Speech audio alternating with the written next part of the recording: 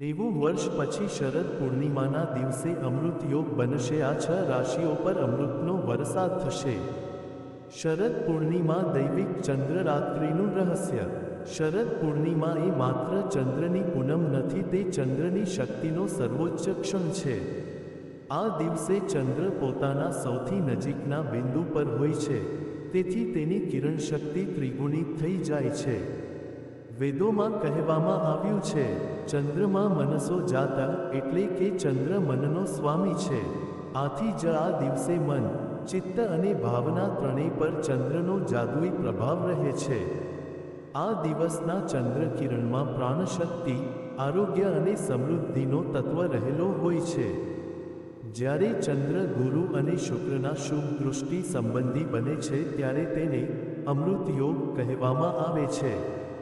અમૃત જે ક્યારેય નાશ પામતું નથી, જે ચિરંજીવી છે। યોગ ગ્રહોની એવી સ્થિતિ કે જેના કારણે દૈવિક પરિણામ થાય। જ્યારે ચંદ્ર મનનો સ્વામી, ગુરુ જ્ઞાનનો સ્વામી અને શુક્ર ભોગ અને વૈભવના સ્વામી એક જ દૃષ્ટિ પરિમાણમાં આવે, ત્યારે બ્રહ્માંડમાં અમૃત સમાન ચેતનાનો પ્રવાહ શરૂ થાય છે। આ યોગમાં માનવ જીવનની ત્રણ શક્તિઓ મન, જ્ઞાન અને આનંદ ત્રણેય જાગૃત થાય છે। વેદાંત કહે છે કે આ રાત્રિ એ રાત્રિ છે જ્યાં ચંદ્ર પ્રજ્ઞાનો પ્રવાહ ખુલ્લો રહે છે। અમૃત યોગ અને માનવ જીવન પરનો અસર। આ યોગથી ત્રણ મુખ્ય ક્ષેત્રમાં ફેરફાર દેખાય છે। 1. આર્થિક સમૃદ્ધિ, ધન પ્રવાહ, રોકાયેલા પૈસા પાછા મળવા અને નવા સ્ત્રોતોનો ઉદય। 2. માનસિક શાંતિ, ચંદ્રની શીતળ કિરણો મનને સ્થિરતા આપે છે। 3. આધ્યાત્મિક ઉન્નતિ, ગુરુની દૃષ્ટિથી આત્મજાગૃતિ અને શુક્રની દૃષ્ટિથી સુખનો અનુભવ થાય છે। આ યોગનો અસર ખાસ કરીને જન્મકુંડળીમાં ચંદ્ર, ગુરુ અને શુક્રના શુભ સ્થાને હોય તેવા લોકો પર અદ્ભુત રીતે દેખાય છે। 1. મેષ રાશિ નવો જન્મ યોગ। 90 વર્ષ પછીના અમૃત યોગમાં મેષ રાશિના જાતકો માટે નવા પ્રારંભનો સંકેત છે। શનિની કઠોર કસોટીઓ પછી હવે ચંદ્રની કૃપાથી તમને જીવનની નવી શરૂઆત મળે છે। અટકેલા કામ અચાનક પૂરા થશે। ધનલાભ અને પ્રમોશનનો સમય। લગ્ન અથવા પ્રેમજીવનમાં સમાધાન। મનની શાંતિ અને આરોગ્ય સુધાર। રાત્રે ચંદ્ર દર્શન બાદ ઓમ ચંદ્રાય નમઃ જાપ 108 વાર કરવો। 2. વૃષભ રાશિ ધનધન્ય વૃદ્ધિ યોગ। આ રાશિના જાતકો માટે ગુરુ વૃષભમાં જ છે, એટલે બ્રહ્માંડનું ભાગ્યદ્વાર ખુલી ગયું છે। ચંદ્રની દૃષ્ટિ તમારા દ્વિતીય ભાવમાં ધન પ્રવાહ લાવે છે। જમીન, મકાન અથવા વાહન સંબંધિત લાભ। કુટુંબમાં સમૃદ્ધિ અને આનંદ। વેપાર ધંધામાં અણધાર્યો નફો। સુખી દાંપત્ય જીવન। લક્ષ્મીજીને ખીરનો નૈવેદ્ય અર્પણ કરવો અને રાત્રે ઘરની બાલ્કનીમાં ચાંદનીમાં દીવો પ્રગટાવવો। 3. કર્ક રાશિ ચંદ્ર સંતાન આશીર્વાદ યોગ। કર્ક ચંદ્રની પોતાની રાશિ છે, એટલે આ રાત્રિ તમારી માટે ચંદ્ર તત્વનું મહાપાવન ક્ષણ છે। માનસિક શાંતિ, સ્ટ્રેસ દૂર થશે। સંતાન સંબંધિત આનંદના સમાચાર। વિદેશ પ્રવાસની તક। કુટુંબમાં સુખ અને શાંતિ। ચંદ્રને કાચના વાસણમાં પાણી ચઢાવવું અને તે પાણી પછીને અર્પણ કરવું। 4. કન્યા રાશિ શુક્ર સંચિત સમૃદ્ધિ યોગ। શુક્રના પ્રભાવથી આ રાશિના જાતકોને પ્રેમ, લગ્ન અને વૈભવ બંનેમાં સફળતા મળશે। નવ સંબંધોનું બંધન। ફાઇનાન્સિયલ સ્થિરતા। નોકરીમાં પ્રમોશન અથવા ઇન્ક્રીમેન્ટ। સ્વાસ્થ્યમાં સુધાર। રાત્રે શુક્ર મંત્ર ઓમ શુક્રાય નમઃ નો જાપ કરવો અને ચાંદીનો દાગીનાનો ઉપયોગ કરવો શુભ રહેશે। 5. મકર રાશિ શનિ ચાંદ્ર સમૃદ્ધિ યોગ। શનિ તમારા સ્વામી છે અને ચંદ્રની કૃપાથી તમારું કર્મફળ ફળે છે। શનિના ચાંદીના પગ સાથે બનેલો આ યોગ તમારા જીવનમાં ધીરજ અને સિદ્ધિ લાવે છે। લાંબા સમયથી અટકેલ કામ પૂર્ણ થશે। સંપત્તિ અને ધન વધારો। દાંપત્ય જીવનમાં સુખ, આધ્યાત્મિક પ્રગતિ। રાત્રે પીપળા નીચે દીવો પ્રગટાવો અને ઓમ શનિશ્ચરાય નમઃ નો જાપ કરો। 6. મીન રાશિ દૈવી દિવ્ય પ્રેરણા યોગ. ચંદ્ર અને ગુરુ બંને તમારી તરફ છે. તમે આધ્યાત્મિક ઊંચાઈ પર પહોંચી શકો છો. વિશેષ લાભ આંતરિક શાંતિ અને ધન પ્રાપ્તિ. વિદેશથી મળનારા લાભ નવા કારકિર્દી મોકા. મનની ઉર્જામાં વધારો. ચંદ્ર દર્શન બાદ પાણીમાં ગુલાબની પાંખડીઓ નાખીને સ્નાન કરવું. શરદ પૂર્ણિમા ઉપવાસ અને પૂજા વિધિ. 1. સવારે નારાયણ પૂજા કરીને દિવસભર ઉપવાસ રાખવો. 2. રાત્રે ચાંદનીમાં ખીર તૈયાર કરીને રાખવી. 3. મધરાત્રે ચંદ્ર દર્શનમાં તે ખીર અમૃત કિરણોમાં રાખવી. 4. બીજા દિવસે વહેલી સવારે તે ખીર પ્રસાદરૂપે ગ્રહણ કરવી. 5. 11 દીવા પ્રગટાવી ઓમ લક્ષ્મી નારાયણાય નમઃ જાપ કરવો. ચંદ્ર પ્રકાશમાં રહેલો સિલ્વર આયન ત્વચા અને મન માટે ફાયદાકારક છે. આ રાત્રે શરીર હોર્મોન સંતુલનમાં આવે છે.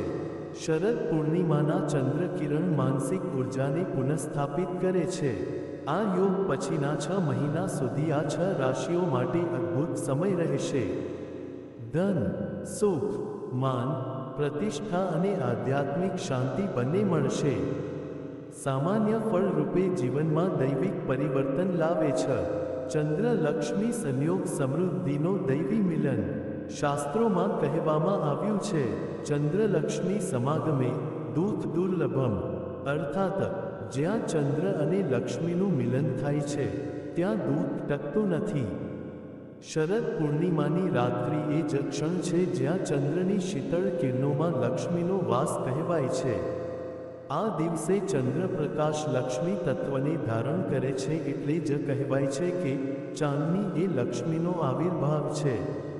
આ વર્ષે બનતો અમૃત યોગ એ ચંદ્ર અને લક્ષ્મી બંનેના દૈવી સંયોગને જગાવે છે. આથી આ રાત્રિમાં કરેલ દરેક ઉપાસના, જાપ અથવા દાન અવિનાશી ફળ આપે છે. ધન અને વ્યવસાયમાં ઉન્નતિનો સમય. આ અમૃત યોગ પછીના 90 દિવસ સુધી ગ્રહોની ગતિ એવી બનશે કે બુધ અને ગુરુના દૃષ્ટિ સંબંધો વેપાર અને નોકરી ક્ષેત્રે ધન પ્રવાહ વધારશે. નોકરીમાં પ્રમોશન અથવા નવા પ્રોજેક્ટ મળશે. વેપારમાં અણધાર્યો નફો અથવા નવો રોકાણકાર આવશે. લોન મંજૂર થવાની શક્યતા વધશે. સ્ટાર્ટઅપ શરૂ કરનારાઓ માટે ખાસ સમય. રાત્રે બપોર વાગ્યે 11 દીવા પ્રગટાવો અને ઓમ હ્રીં શ્રીં લક્ષ્મીભ્યો નમઃ 108 વાર જાપ કરો.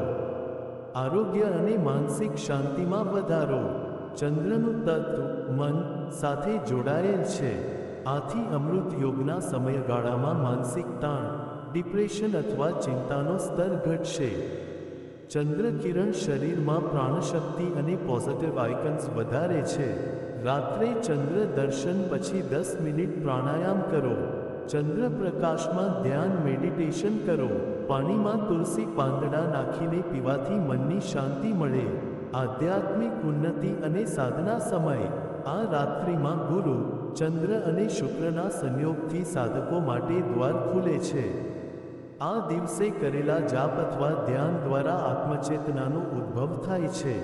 રાત્રે ઓમ નમો નારાયણાય જાપ કરવો. લક્ષ્મી નારાયણની ચાંદીની પ્રતિમા સામે દીવો પ્રગટાવવો. દાન કરવું, ખાસ કરીને અન્નદાન અથવા વસ્ત્રદાન. આથી તમારું કર્મ શુદ્ધિકરણ અને આત્મજાગૃતિ બંને વધે છે. શરદ પૂર્ણિમા અને 12 રાશિઓ માટે સામાન્ય ફળ. રાશિ પરિણામ. મુખ્ય લાભ ક્ષેત્ર.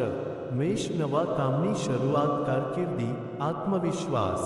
વૃષભ ધન લાભ, વ્યવસાય, સંપત્તિ. મિથુન સંબંધોમાં સમાધાન, પ્રેમ, દાંપત્ય. કર્ક માનસિક શાંતિ, આરોગ્ય, કુટુંબ. સિંહ પ્રતિષ્ઠા વધાર, નેતૃત્વ, સન્માન. કન્યા ભાગ્યોદય, નોકરી, પ્રેમ. તુલા સમતોલ જીવન, મનની શાંતિ. વૃશ્ચિક અચાનક લાભ, ગૂઢ શક્તિ, ધન. ધનુ સફળતા, શિક્ષણ, પ્રવાસ. મકર સ્થિરતા, કર્મફળ, ધન. કુંભ નવા અવસર, નવો વ્યવસાય. મીન દૈવી આશીર્વાદ, આધ્યાત્મિકતા. દુર્લભ ગ્રહ સ્થિતિ, વૈદિક દૃષ્ટિએ રહસ્ય. આ યોગનું વૈદિક વિશ્લેષણ જણાવે છે કે ચંદ્ર સ્વગ્રહસ્થ છે. ગુરુ મૂળ ત્રિકોણ સ્થાને છે. અને શુક્ર ઉચ્ચ રાશિમાં છે.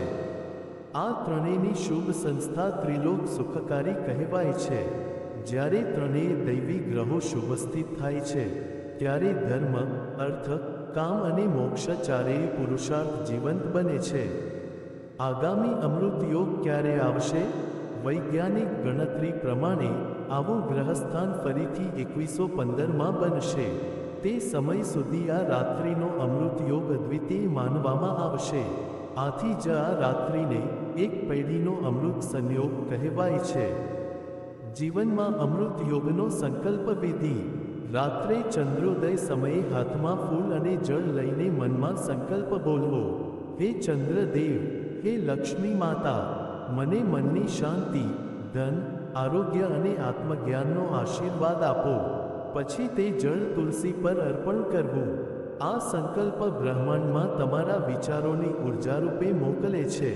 ચંદ્રની ચાંદનીમાં દૈવી સંદેશ. શરદ પૂર્ણિમાની ચાંદની આપણને એક ઊંડો સંદેશ આપે છે. જેમ ચંદ્ર પોતાના પ્રકાશથી અંધકાર હરાવે છે, તેમ મનુષ્યે પોતાના અંદરના અંધકારને આત્મજ્ઞાનથી હરાવવો. આ 90 વર્ષ પછી બનતો અમૃત યોગ માત્ર જ્યોતિષીય ઘટના નથી. તે એક દૈવી તક છે મન, ધન અને જીવન ત્રણેયમાં તેજ સ્થાપિત કરવાની. આ રાત્રિ એક ક્ષણ છે જ્યાં બ્રહ્માંડ તમારી પ્રાર્થના સાંભળે છે. જે મન શુદ્ધ રાખે તે માટે આ યોગ ખરેખર અમૃત સમાન ફળ આપે છે.